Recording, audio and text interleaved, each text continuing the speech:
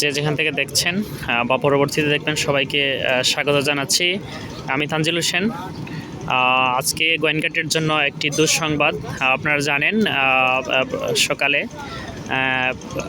আমাদের গোয়েনঘাট উপজেলার 11 নং মধ্য জাফলং ইউনিয়নের বাউরবা গ্রামের একজন যুবক সকালে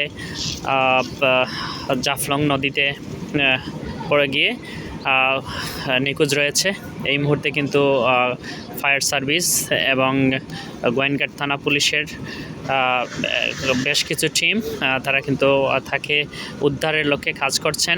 জাফলং নদীতে তারা এই মুহূর্তে রয়েছেন এবং তাকে উদ্ধার করার জন্য উদ্ধার তৎপরতা চালিয়ে যাচ্ছেন।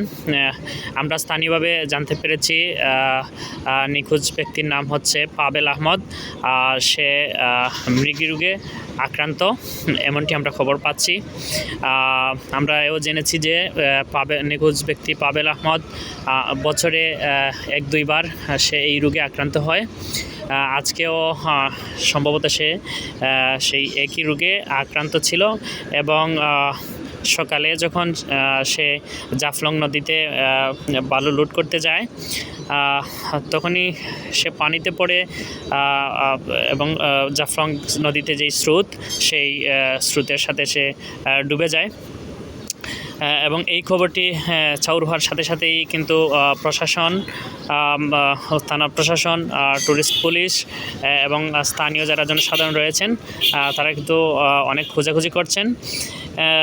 আমরা স্থানীয়ভাবে জানতে পেরেছি ঘটনার প্রায় 3.5 ঘন্টা পর কিন্তু ফায়ার সার্ভিস জৈন্তাপুর থেকে তারা এসছেন তাকে উদ্ধার তৎপরতা চালানোর জন্য। দুপুর প্রায় 2টা বাজে। শেষ খবর পাওয়া পর্যন্ত এখনও উদ্ধার তৎপরতা চালিয়ে যাচ্ছে প্রশাসন। সেই পর্যন্ত পাবেল আহমদ এখনও কিন্তু জাফলং নদীতে নিখোঁজ রয়েছে এবং অনেক খোঁজাখুঁজি চলছে। এই ছিল আমার কাছে সর্বশেষ পাবেল আহমদকে নিয়ে এই সর্বশেষ। তখন আপনাদের সাথে ছিলাম আমি তানজিল হোসেন গোয়েনঘাট থেকে।